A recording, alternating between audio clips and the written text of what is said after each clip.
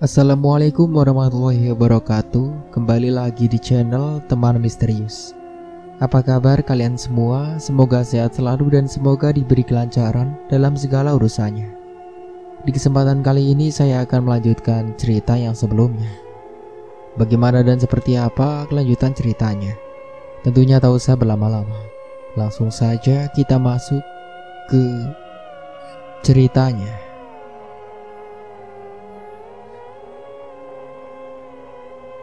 Bima melangkahkan kakinya ke dalam gubuk tua Nanusang itu. Baru saja ia sampai di ambang pintu. Perutnya serasa diaduk-aduk mencium aroma anyir darah, juga bau busuk yang membuat kerongkongan serasa pahit dan enak. Bima menutup hidungnya menggunakan baju, mencoba untuk mengurangi bau busuk yang masuk ke indera penciumannya. Aduh! Tiba-tiba, ia tersandung sesuatu benda. Apa ini? Gumam Bima bertanya-tanya. Namun saat ia sadar, matanya terbelalak ketika ia melihat potongan kaki yang ia kenal betul sepatu yang menempel pada potongan kaki itu. Bobby? Bima menutup mulutnya keras, tak percaya dengan apa yang ia lihat. Nampak juga potongan tubuh yang lainnya berserakan di tanah.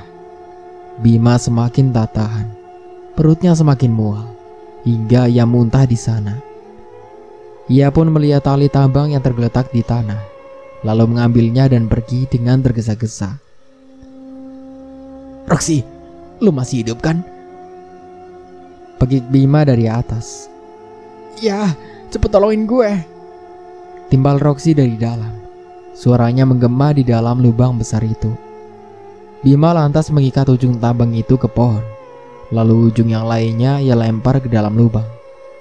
Roxy mengambil tali yang menjuntai jatuh, mencoba naik ke atas dengan seutas tambang yang dilemparkan Bima. Namun, baru saja setengah perjalanan, Roxy terkejut melihat ke bawah. Ternyata ratusan kalajengking dan makhluk mengerikan lainnya keluar dari sebuah lubang di pojokan. Roxy panik dan dengan cepat memanjat ke atas. Keberuntungan masih memihak pada mereka. Mereka selamat dari insiden barusan. Namun Bima masih belum bisa melupakan hal yang baru saja ia temui. Lo kenapa, Bim? Tanya Roxy yang bernafas terengah-engah karena lelah sehabis manjat tadi. Gue nemuin Bobby, ujar Bima dengan wajah yang tak karuan. Di mana? Dia masih hidup kan? Tanya Roxy segera. Namun mimik yang ditunjukkan Bima tidak memberikan bukti baik. Lo kenapa, Bim? Jangan bilang Bobby. Roxy menjeda ucapannya, menelisik lebih dalam raut yang digambarkan Bima. Lo ikut gue sekarang. Bima menarik tangan Roxy menuju gubuk tadi. Mereka berjalan mengendap-endap ke dalam sana. Bima yang sudah mulai terbiasa dan tahu langsung menutup hidungnya. Sedangkan Roxy menunjukkan sikap yang sama seperti Bima saat baru saja datang ke sana. Buset, bau banget. Papa Roxy seraya mengibas-ibaskan tangannya. Bima tak merespon. Ia masih berjalan masuk ke dalam gubuk itu. Wajahnya dipenuhi rasa bersalah. Tuh. Bima menunjuk ke potongan tubuh Bobby yang sudah hancur berserakan di tanah. Roxy seketika terdiam. Bahkan bau busuk yang menusuk hidungnya ia lupakan sejenak. Bobby. Roxy masih tak percaya dengan apa yang dilihatnya. Ia melirik ke arah Bima yang hanya bisa menundukkan kepalanya. Bim, Bobby, Bim. Rintih Roxy yang mulai putus asa melihat jasad temannya. Kita harus keluar dari sini sekarang juga. Kita harus cari jalan keluarnya. Kita harus pulang. Serga Bima seraya menarik tangan Roxy. Namun naas, tiba-tiba para penunggu di sana memergoki mereka yang sedang berada di dalam gubuk. Tengkuk mereka dipukul menggunakan balok kayu hingga keduanya pingsan. Mah, Roni titip Dimas ya. Tolong jagain Dimas baik-baik. Ujar Roni seraya menyerahkan putranya pada sang ibunda. Ada apa ini, Ron? Kamu mau kemana? Tanya ibunya was-was. Naluri seorang ibu memang selalu peka. Ada hal yang harus Roni bereskan, Ma. Tolong, jaga Dimas. Jangan sampai lengah. Jelasin dulu sama ibu, ada apa ini? Raut ibunya semakin khawatir. Roni menunduk, membuang nafas gusar. Ada yang mengincar kami untuk dijadikan tumbal dan sarana balas dendam, Ma. Pungkas Roni akhirnya. Ibunya sontak kaget, begitupun ayahnya. Siapa? Apa maksudnya balas dendam? Tanya ayahnya ikut bicara. Sarah. Dia datang untuk membalaskan dendamnya pada pemerkosa-pemerkosanya. Dan saat dendam itu terbalaskan, ayah dari pria itu tak terima dan ingin berbalik penyerang dengan cara mengincar keluarga kita. Jelas Roni. Mereka pun nampak tak percaya dengan apa yang barusan Roni jelaskan. Namun, mereka begitu yakin melihat keseriusan anaknya. Ya sudah, kamu bereskan semuanya. Biar Dimas, ayah sama mama yang jagain. Kamu jaga diri baik-baik. Kamu tenang aja. Ayah juga akan ikut bantu kamu. Makasih ya. Kalau begitu Roni pamit pulang dulu. Roni mencium kedua tangan orang tuanya, lalu bergilir mencium kening putranya. Papa mau kemana? Tanya Dimas. Roni tersenyum. Papa ada kerjaan sebentar ya sayang. Kamu tunggu di sini sama nenek dan kakek. Nanti papa jemput kamu lagi ya. Roni memeluk tubuh mungil putranya. Seakan ia takut jika itu adalah pertemuan terakhir mereka. Dimas jangan nakal ya. Nurut sama kakek dan nenek. Jangan kemana-mana. Tita Roni mengingatkan. Dimas mengangguk polos. Lalu Roni berpamitan untuk pulang. Kedua orang tuanya menatap kepergian Roni. Kekhawatiran menyelimuti mereka saat ini. Bu, panggil kerabat yang lainnya. Kita adakan pengajian untuk membentengi agar tidak terjadi hal yang tidak diinginkan. Titaya Roni pada istrinya. Semua warga mengadakan pencarian Bobby, Roxy juga Bima. Seperti biasa, warga kampung membawa kentongan dan barang lainnya. Pencarian dilakukan pada malam hari karena mereka percaya jika ini ada sangkut pautnya dengan kejadian hilangnya Jaka waktu itu. Suasana kampung menjadi ramai oleh warga yang melakukan pencarian. Tunggu, sepertinya saya tahu mereka di mana. Ujar seorang ustadz merasakan sesuatu yang janggal. Di mana Pak Ustadz? Tanya ibu Bobby yang khawatir. Mereka berada di alam yang berbeda. Ibu dari mereka pun histeris mendengar anak mereka yang hilang ke alam yang berbeda. Halo, apa yang harus saya lakukan Pak Ustadz? Saya mau anak saya pulang. Tanya ibunda Roxy yang kini menangis histeris. Begitupun yang lainnya. Saya akan mencoba masuk ke dunia mereka. Pencarian pun dihentikan sementara. Semua warga pulang ke rumah masing-masing. Sedangkan para pihak keluarga yang bersangkutan berkumpul di rumah Bobby. Baru saja ustadz itu masuk ke dalam rumah. Ia berpapasan dengan Rati. Mata mereka bersitatap. Rati menatap kedatangan ustadz itu tak senang, lalu melengos ke dapur. Ustadz itu tersenyum. Lalu mereka berkumpul di ruang tamu. Mereka duduk di atas karpet. Sang ustadz nampak khusyuk membaca ayat suci Al-Quran. Lalu sedetik kemudian ustadz itu memejamkan mata. Terlihat suasana hutan belantara yang gelap gulita. Ustadz itu berjalan seraya mencari ketiga pemuda itu. Burung gagak berterbangan di atas langit. Suaranya memekakan telinga siapa saja yang mendengarnya. Sang ustadz terus beristighfar, sembari terus mencari, hingga akhirnya ia melihat sebuah gubuk tua di tengah hutan. Ia berjalan menghampiri gubuk itu. Sama seperti yang lainnya, ustadz itu pun nampak kurang nyaman dengan aroma yang keluar dari daerah gubuk itu. Dengan hanya membawa tasbih di tangannya, ustadz itu masuk ke dalam. Dengan mengucapkan salam saat ia masuk ke dalam gubuk itu. Seketika tanah berguncang. Sang ustadz berpegangan pada kayu yang menopang rumah itu. Saat semua sudah normal kembali, ia dikagetkan dengan potongan tubuh Bobby yang berserakan di lantai. Ustadz itu mengucap istighfar dengan lantang. Tiba-tiba, sosok penunggu alam itu keluar karena terusik oleh kalimat-kalimat yang diucapkan ustadz itu. Suara geraman makhluk itu terdengar menyeramkan. Ustadz itu komat kamit melihat makhluk aneh yang datang menghampirinya. Beraninya kau datang mengusik alamku. Sergam makhluk itu dengan suara berat disertai geraman. Ia terlihat sangat marah karena ulah ustadz yang datang mengusik alamnya.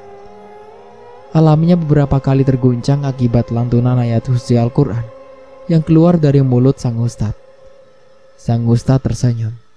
Tak sedikit pun terlihat raut wajah takut darinya. Kembalikan ketiga pemuda itu. Mereka bukan milikmu. Tita sang ustadz dengan tenang. Mereka sudah diserahkan oleh Sarah sebagai tumbal. Makhluk itu tertawa mengerikan. Sang ustadz tetap tak gentar. Kembalikan, atau kuhancurkan kerajaanmu, gertak ustadz itu. Makhluk itu terlihat marah karena ancaman sang ustadz. Makhluk itu mencoba menyerang, namun dengan cepat ustadz itu menghindar. Makhluk berlendir itu nampak sangat marah. Tiba-tiba, suara gagak bersautan memekakan telinga. Ditambah angin yang bertiup kencang bak badai yang menerjang. Ustadz itu mencoba membentengi dirinya agar tak terjadi hal yang tak diinginkan. Kau lihat, pemuda itu sudah mati kulap. Makhluk itu tertawa seraya menunjukkan sisa potongan tubuh Bobby. Sang ustadz mengusap dadanya. Ustadz membacakan ayat kursi dan ayat suci lainnya. Makhluk itu berhasil terkecoh. Ia berteriak kesakitan. Alam gaib itu terguncang hebat.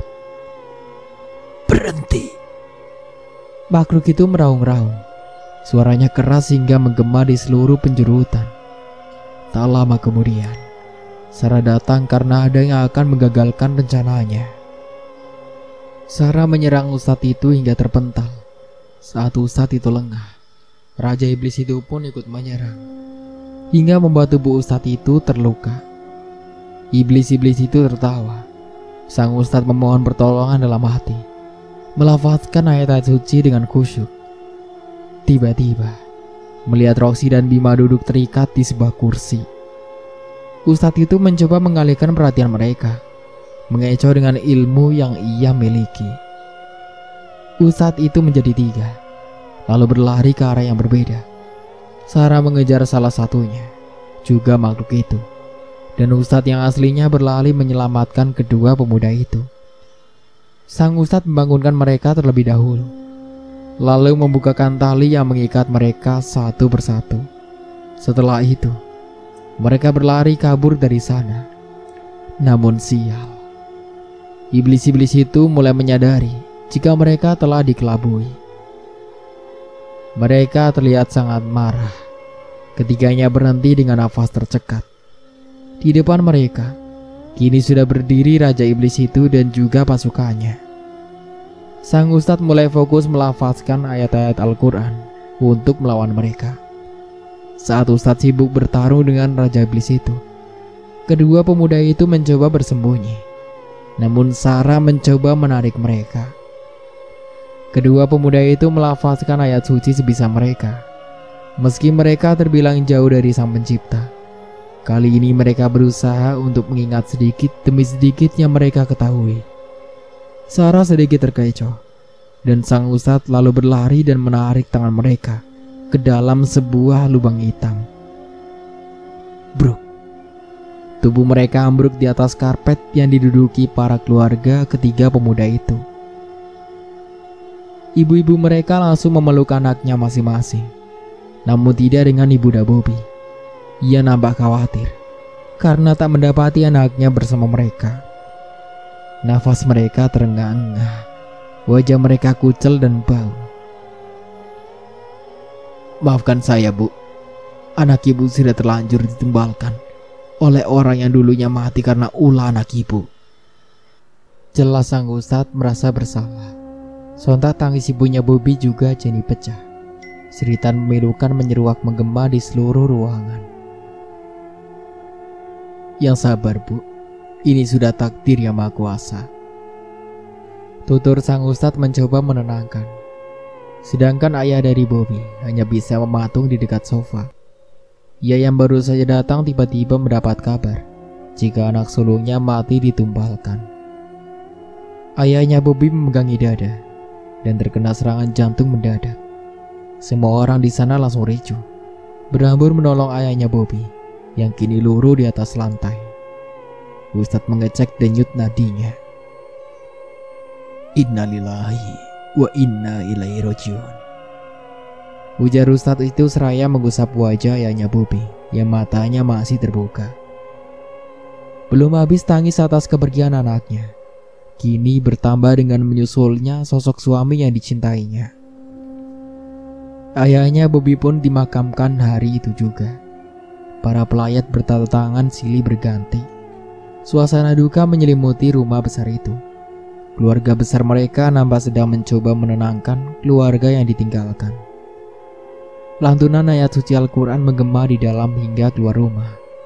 Tangis para keluarga duka menambah kesan pilu suasana hari itu. Setelah disolatkan, jenazah lalu dikebumikan. Ayah dan adik Bobby tampak masih berdiri di dekat pusara orang yang mereka cintai, ditemani sang ustadz yang tadi menolong mereka. Bu, saran saya, ibu berhentikan perempuan yang bekerja di rumah kalian. Saran ustadz yang khawatir jika terjadi sesuatu yang tak diharapkan. Maksudnya Rati? Tanya ibu Bobby memastikan. Sang ustadz mengangguk. Jadi mulai paham apa yang dimaksud oleh sang ustadz. Bentengi diri kalian. Lebih dekatlah dengan sang pencipta, agar tak ada yang bisa mencelakai kalian. Saya pamit pulang dulu. Assalamualaikum, tutur sang ustadz. Lalu setelah itu berlalu pergi. Suasana sudah hampir gelap. Keduanya masih di sana. Angin bertiup kencang. Suara gagak tiba-tiba bersautan. Dan akhirnya keduanya memutuskan untuk pulang. Malamnya diadakan acara tahlil. Semua tamu sudah berkumpul di ruang tengah yang dibuat luas. Jamuan makanan nampak berderet di tengah-tengah mereka. Tahlil pun berjalan hingga selesai. Weni, ibu temenin di sini ya. Kalau bisa, setelah ini kamu pindah ke rumah ibu aja di kampung sebelah, supaya ibu bisa pantau kamu dan kita bisa kumpul lagi, ujar nenek Bobby pada ibunya Bobby yang wajahnya masih sembab. Iya Bu, besok kita pindah ke rumah ibu. Rumah ini akan Weni jual. Weni mau tinggal sama ibu aja, ujar Weni ibunya Bobby seraya memeluk ibunya. Di rumah Sarah, tampak Ningsi dan suaminya tengah duduk di ruang tamu dengan hati was-was. Sedangkan Roni berada di kamar. Bruk.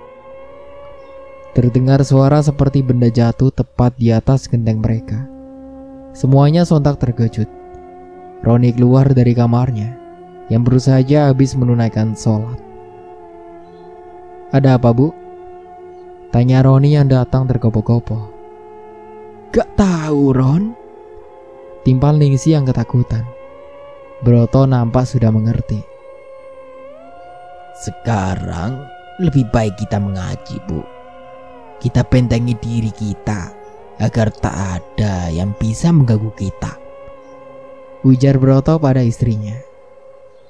Roni, panggil Broto seakan memberikan isyarat. Baik, Pak. Mereka pun duduk di atas gelaran karpet, membentengi diri mereka dengan ayat suci Al-Quran. Tiba-tiba, pintu seperti dibanting dengan keras.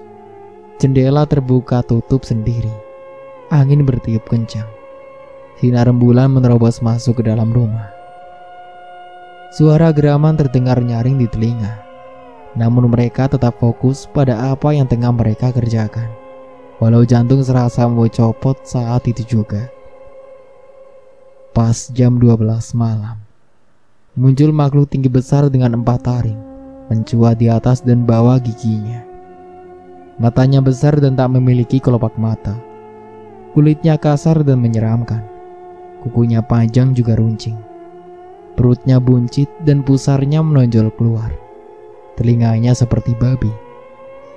Rambutnya hanya beberapa. Entah makhluk apa itu. Yang jelas ia menyeringai dan mencoba menarik Ningsih. Ningsih yang ketakutan dan tak fokus pada bacaannya akhirnya terpental hingga tubuhnya membentur ke tembok. "Ibu!" teriak Roni. Broto pun menjadi tidak fokus melihat istrinya diserang makhluk itu.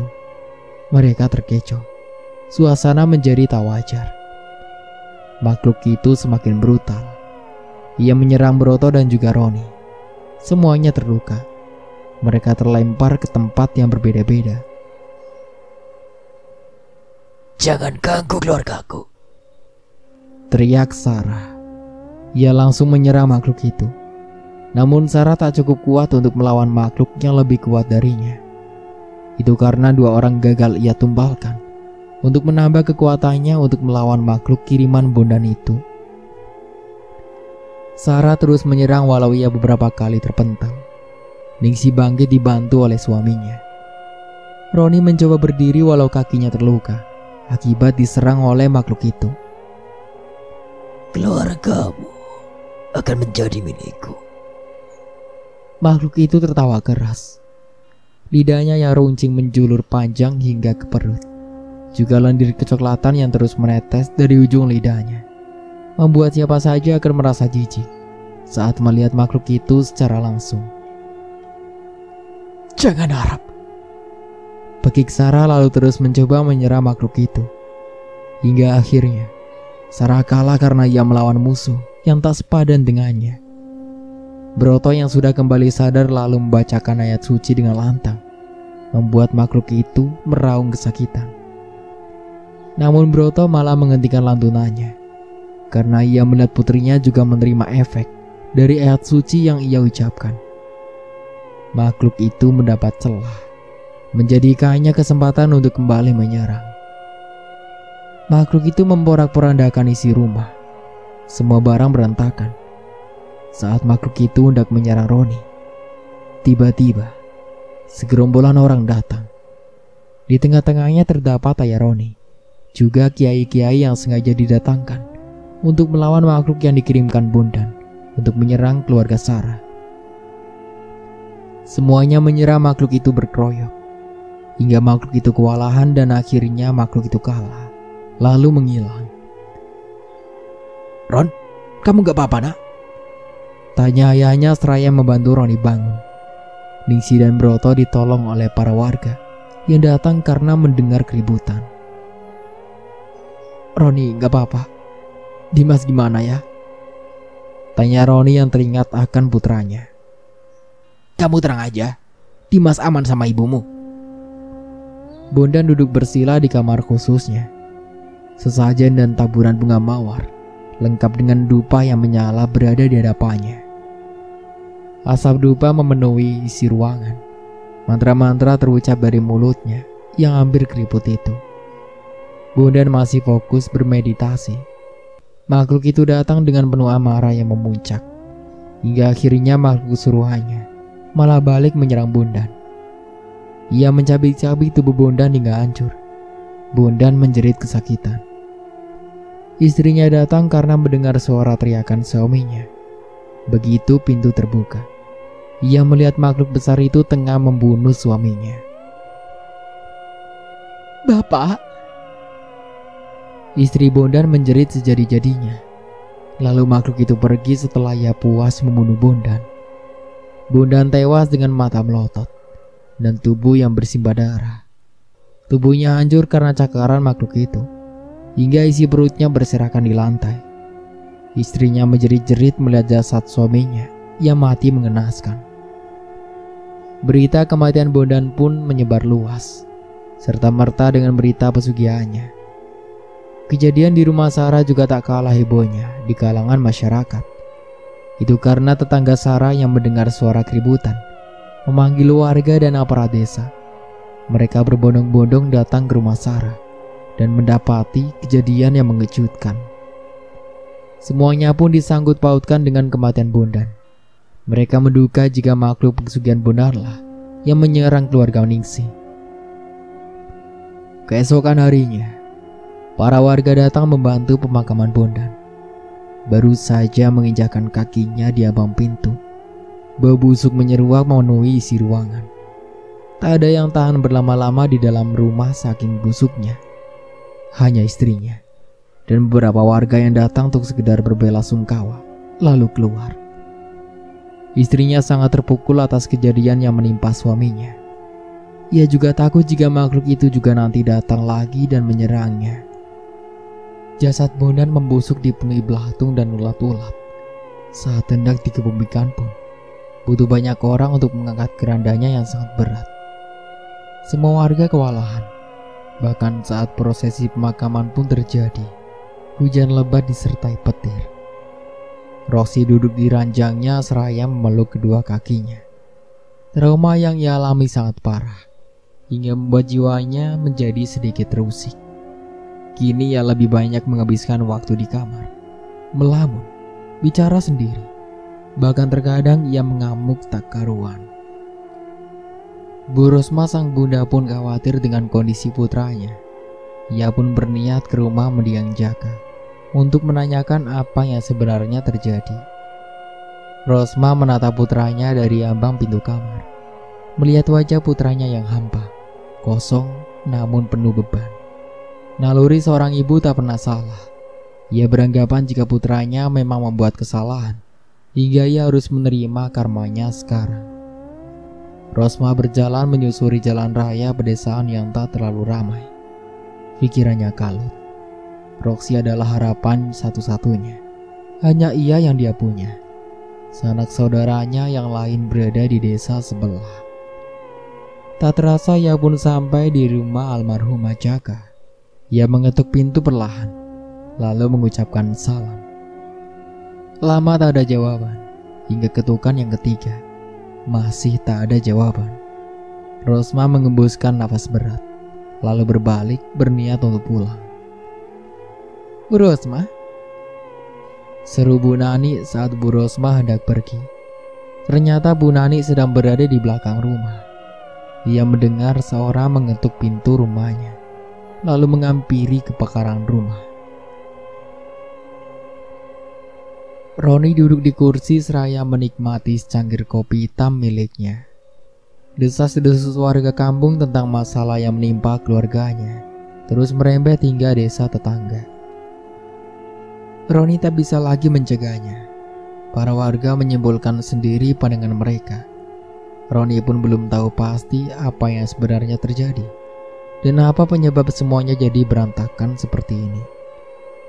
Hari ini Roni berencana akan pergi ke rumah Pak Cipto, orang kepercayaan Bondan dalam memegang perkebunan. Dulu, Roni menganggap jika ladang yang ia garap adalah milik Pak Cipto. Ternyata itu juga adalah lahan milik Pak Juragan yang terkenal di sana. Roni tak ingin kehilangan pekerjaannya saat ini, karena ia masih harus membiayai Dimas putranya. Dan ia juga berniat mengumpulkan uang untuk modal. Ia membuka toko sembako seperti cita-citanya. Ron, kamu mau pergi sekarang, nak? Sekalian ibu ikut ya. Ibu mau ke pasar, mau beli bumbu dapur. Ujar Ningsih seraya membawa tas belanjaan di tangannya. Roni tersadar dari lamunannya, lalu mengiyakan pertanyaan ibu mertuanya. Mereka pun berangkat menggunakan motor kesayangan Roni. Motor yang penuh kenangan ia bersama mendiang istrinya. Dulu, Roni pertama kali bertemu dengan Sarah saat Sarah ke rumahnya mengantarkan pesanan ibunya. Sarah memulai bisnisnya sejak ia masih gadis. Hingga ia menikah, ia masih meneruskan usaha kecil-kecilannya. Tak terasa mereka sudah sesampai di sebuah pasar desa yang ramai. Pikiran Roni masih terbayang kenangannya bersama Sarah. Sepanjang jalan kenangan itu terbayang-bayang di benaknya. Hingga ibu mertuanya pergi pun tak ia tahu. Pikirannya kalut saking rindunya ia pada istrinya. Sarah, Mas rindu sama kamu. Gumam Roni seraya menatap keadaan pasar. Berharap ia melihat sosok Sarah datang menghampirinya. Seperti dulu ia kerap mengantarkan istrinya untuk berbelanja keperluan sehari-hari. Roni membuang nafas berat, lalu menyalakan mesin motornya. Saat Roni berlalu, sosok wanita nampak memperhatikan kepergian Roni dari balik kerumunan. Bu Rosma, ada perlu apa dengan saya? Tanya Nani seraya menyuguhkan secangkir teh hangat di meja. Rosma masih nampak ragu untuk menyampaikan niatnya. Namun ia juga tak tahan melihat anaknya yang semakin hari semakin membuat ia khawatir. Begini Bu, kedatangan saya kemari untuk menanyakan perihal masalah Roxy dan teman-temannya. Barangkali Ibu tahu sesuatu masalah Jaka yang juga ada sangkutannya dengan anak saya. Beberapa hari lalu Roxy dan ketiga temannya yang tersisa hilang. Lalu kabarnya mereka dibawa ke alam gaib. Dan setelah ditemukan, kini sikap Roxy seperti orang depresi. Jelas Rosma, Nani terdiam. Sebenarnya Nani sudah menduga maksud dari kedatangan ibunya Roxy ke rumahnya. Nani menghirup nafas panjang, lalu mengembuskannya perlahan sebelum mengangkat bicara. Ya, saya tahu. Jaka dan teman-temannya adalah pelaku pelecehan terhadap almarhumah Sarah, anak Ningsih yang meninggal bunuh diri. Dan arwah wanita itu bangkit untuk membalaskan dendamnya. Ia membunuh anak saya, juga anak dari Juragan Bondan. Juragan Bondan tak terima. Dia balik menyerang keluarga Sarah, dan Sarah mengambil sisa dari orang yang melecehkannya untuk dijadikannya tumbal agar dia mendapat kekuatan untuk melawan makhluk kiriman Juragan Bondan. Nani menjeda ucapannya yang panjang lebar. Ia mencari tahu semuanya. Bahkan ia tahu sejak dulu kalau Bondan menganut ilmu hitam dan pesugihan. Dari sejak Bondan datang ke rumahnya, Nani bahkan sudah menduga jika nanti anaknya mati, Bondan akan balik menyerang keluarga Sarah. Nani menundukkan wajahnya sejenak, menahan genangan air mata yang terus memaksakan untuk keluar. Rosma masih menunggu dengan sabar. Dia menusap pundak Nani, menguatkan pundak yang rapuh itu. Mungkin nanti dia juga akan bernasib sama seperti dia, hidup sendirian setelah ditinggalkan oleh buah hatinya. Dan setelah kedua pemuda itu ditemukan, yang kabarnya hanya Bobby yang tak selamat, keluarga Ningsih diserang habis-habisan. Namun keluarga Roni datang membantu untuk melawan makhluk yang menyerang keluarga mereka, hingga makhluk itu kalah dan balik menyerang tuannya. Bondan meninggal, dibunuh makhluk itu. Lanjut Nani. Rosma tidak menyangka jika Nani mengetahui hal itu sejauh ini. Apa yang harus saya lakukan untuk menyelamatkan anak saya? Tolong, saya tidak mau kehilangan Roxy. Nani terdiam. Tatapannya kosong. Genangan air mata masih tersisa di pipinya yang hampir keriput. Tidak ada yang bisa dilakukan. Wanita itu tetap akan datang sebelum semuanya mati. Timpal Nani dingin. Saya juga kehilangan Jaka, anak saya satu-satunya. Tangis Nani pecah. Lukanya tentang kepergian Jaka terkoyak lagi. Rosma memahami apa yang Nani rasakan, tapi ia tetap berpikir keras. Bagaimana caranya agar anaknya bisa selamat? Rosma berterima kasih lalu berpamitan. Sepanjang jalan ia terus berpikir. Hatinya tak karuan. Rasa cemas yang luar biasa kini sedang menggerogoti jiwanya. Rosma mempercepat langkahnya, ingin cepat bertemu dengan anaknya. Ia takut jika sesuatu terjadi pada buah hatinya. Sesampainya di depan rumah, ia mendengar teriakan Roxy dari dalam rumah. Gegas ia masuk dan melihat apa yang terjadi. Terlihat Roxy yang menengkuk di pojok kamar ketakutan. Badannya gemetaran. Suasana kamar berantakan. Roxy berteriak pergi. Rosma mencoba meraih tubuh putranya, namun Roxy terus memberontak. "Ibu!" Roxy gegas memeluk ibunya ketika ia sadar. Bak anak kecil yang ketakutan, Roxy menangis di pelukan ibunya. "Ada apa, Nak?" Rosma terus menenangkan putranya. Baru kali ini ia melihat anak semata wayangnya seperti ini. Roxy tak menjawab, hanya isak tangis yang terdengar. Rosma mengusap pundak Roxy, lalu berdiri dan membereskan kamar yang super berantakan itu. Roxy menyapukan pandangannya ke seluruh ruangan dengan tangan yang memeluk kedua kakinya. Wajahnya gelisah. Lingkar hitam terpapang jelas di bawah matanya. Rambut ikal berantakan, juga baju yang hanya itu-itu saja. "Ayo Nak, Ibu bantu. Kamu istirahat ya. Ibu buatkan teh hangat buat kamu." Rosma membantu Roxy berdiri, lalu memapanya ke atas kasur miliknya. Roxy masih terlihat sangat gelisah. Depresi, bisa dibilang begitu. Bahkan lebih dari itu. Rosma berlalu ke dapur, membuatkan segelas teh hangat untuk sekedar menenangkan kecemasannya. Pikirannya Rosma semakin kusut. Cerita Nani terbayang-bayang di benaknya. Bahkan kini ia merasa sangat takut jika semuanya benar, dan dia akan kehilangan putranya dengan cepat. Setelah selesai, ia langsung membawa teh hangat itu ke kamar Roxy. Terlihat pemuda itu masih termenung menatap tembok. Pandangannya kosong. Rosma semakin tak tega. Hatinya nelangsa. Ibu mana yang tega melihat buah hatinya terpuruk seperti itu?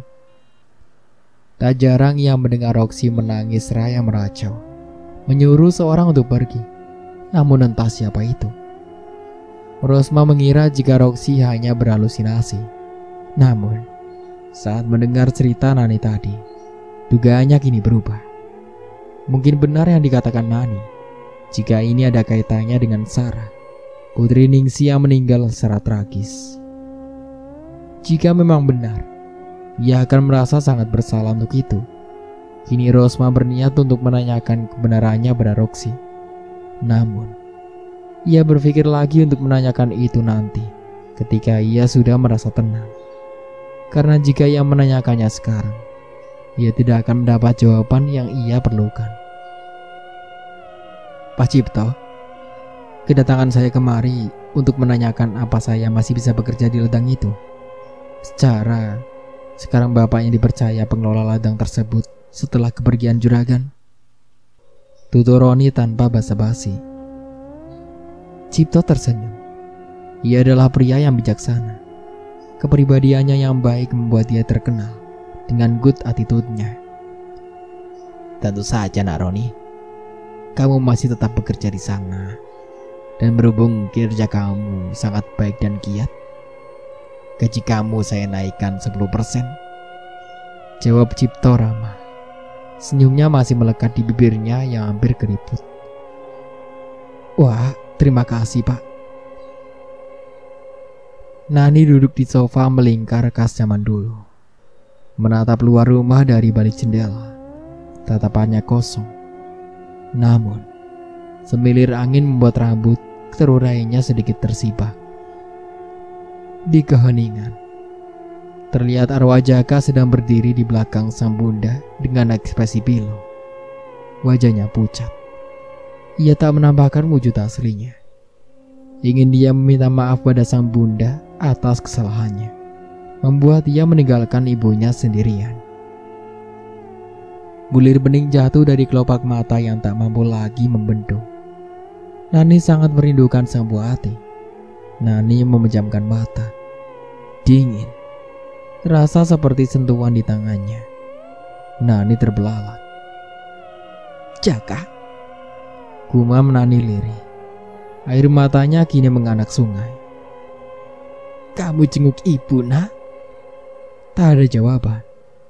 Lagi-lagi hanya semilir angin yang menjawab setiap pertanyaan yang terlontar. Suasana kampung yang masih asri, jauh dari kata polusi, membuat hal mistik masih sangat lekat di sana. Rumah Nani yang berada tepat di depan kebun bambu yang rimbun. Di depan pekarangan rumahnya terdapat jalan yang tak terlalu besar. Jalan aspal yang sederhana. Bahkan terdapat beberapa lubang di sana. Bu, Bima haus, ujar Bima yang masih berada di atas berangka rumah sakit, dengan selang infus yang masih menempel di tangannya, juga perban di beberapa bagian tubuhnya. Tak ada sahutan dari ibunya. Bima mencoba memanggil lagi. Kali ini ibunya datang dengan segelas air. Namun wajahnya datar tanpa ekspresi, dan tanpa bicara sepatah kata pun. Ia menyodorkan gelas pada Bima. Ibu kenapa? Ibu sakit? Tanya Bima seraya meraih uluran gelas yang diberikan ibunya. Ibunya masih tak menjawab. Wajahnya masih datar. Sampai saat Bima hendak meneguk airnya, tiba-tiba air itu berubah menjadi darah. Sontak Bima langsung melempar gelas itu ke lantai.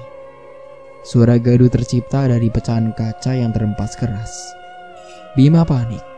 Nafasnya naik turun saat ibunya berbalik badan. Seperti dugaannya, kini ibunya berubah menjadi sosok wanita tua dengan kulit keriput dan mata yang berwarna putih penuh. Dia menyeringai menampakkan gigi hitam berantakannya, membuat Bima terkejut bukan main. Sosok itu terus mendekat padanya. Bima melempar semua barang yang ada di dekatnya dengan kalap. Pergi, bagik Bima. Nenek temenin ya. Sosok itu mengeluarkan tawanya menyeramkan, mencoba meraih tubuh Bima. Namun tiba-tiba ibunya datang dengan tergesa-gesa karena mendengar teriakan putranya. Bima, Bima, ini mama nak, ini mama. Ibunya terus mencoba menenangkan anaknya yang terus meronta-ronta. Namun dalam pandangan Bima, ibunya adalah sosok hantu yang tadi mendekatinya. Bima semakin kalap tak terkendali hingga para staf rumah sakit datang dan mencoba menenangkan Bima. Seorang dokter terpaksa menyuntikkan obat bius di tangan Bima karena Bima semakin tak dapat dikendalikan. Pergi, teriak Bima. Namun kali ini semakin melemah lalu tak sadarkan diri. Ibunya menangis melihat kondisi Bima yang mengkhawatirkan. Ayah Bima bekerja, sehingga jarang menengok Bima di rumah sakit. Ibunya masih histeris, meski kini Bima tak lagi berontak. Kini ia terlelap dalam tidurnya. Terlihat tenang dari sebelumnya. Hana, ibunya Bima mengelus lembut rambut Bima, dengan isak tangis yang masih terdengar walau samar. Semua petugas rumah sakit mulai keluar satu persatu. Sebenarnya ada apa, nak? Gumam Hana lirih. Roxy, kau sedang apa, nak? Mau makan apa? Ibu masakin. Ujar Rosma sembari duduk di samping Roxy yang tengah duduk termenung di sofa ruang tamu. Namun Roxy tetap bergeming. Lingkar hitam di area matanya menandakan jika ia tak tidur semalaman. Entah apa yang membuat ia tidak tidur. Rosma mengembuskan nafas, mencoba untuk sabar menghadapi anaknya yang kini tak ceria sebelumnya. Roxy, boleh ibu tanya sesuatu, nak? Roxy mengedipkan matanya perlahan. Rosma tersenyum menganggap itu sebuah tanggapan dari putranya. Apa kau membuat kesalahan, nak? Roxy mengangkat wajahnya. Terlihat raut keterkejutan di wajahnya. Rosma sudah menduga jika itu akan terjadi. Roxy terlihat menyapukan pandangannya ke seluruh ruangan. Nah, tegur Rosma lembut. Roxy menatap dalam mata ibunya. Tampak lembah penyesalan di mata Roxy. Air matanya meleleh Dengan sigap ibunya memeluknya untuk menenangkan jiwa rapuh itu. Tak apa nak, kau manusia. Tak ada manusia yang luput dari kesalahan. Semua orang pernah berbuat salah. Rosma terus menenangkan putranya, sedangkan Roxy terus terisak di pelukan ibunya. Maafin aku, Bu. Gumam Roxy disela isak tangisnya. Maaf untuk apa? Sudah ya, sudah. Jangan nangis lagi. Sekarang kamu cerita sama ibu apa yang sebenarnya terjadi agar ibu bisa bantu kamu. Roxy menjeda ucapannya. Ia menundukkan wajahnya yang kusut. Tak apa nak, bicaralah. Ibu akan bantu kamu. Jangan takut. Aku adalah penyebab kematian Sarah, Bu. Tangis Roxy kembali pecah. Hati Rosma teriris. Ternyata benar yang diceritakan Nani. Ia memeluk Roxy erat. Tak ingin kehilangan putranya seperti Nani kehilangan Jaka. Apa yang harus ibu lakukan, nak?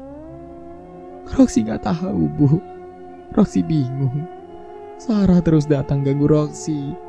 Dan mungkin aku yang akan jadi sasaran berikutnya setelah Bobby dan yang lainnya, Bu. Rosma memeluk kembali tubuh putranya yang gemetaran hebat. Enggak boleh.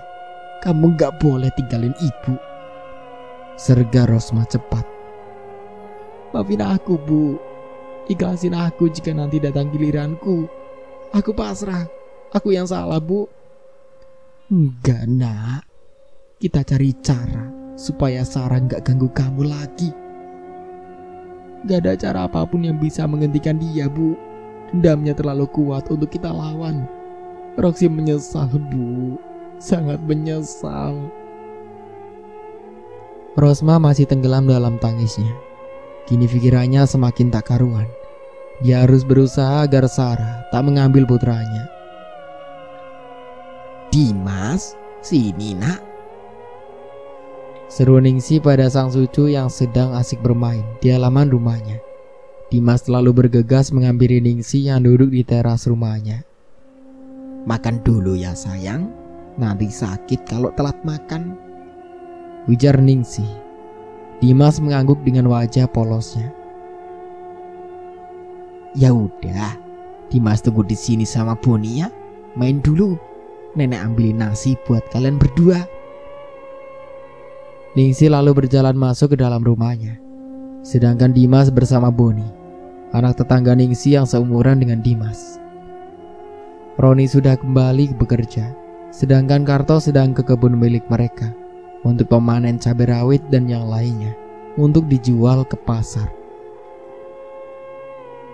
Sini, kita makan dulu, seru Ningsih dengan wajah ceria dan piring berisi makanan di tangannya. Anak-anak itu pun berhambur menghampiri Ningsih dengan lelucon mereka. Ningsih tak hentinya tersenyum melihat kedua anak kecil yang masih polos tanpa dosa itu.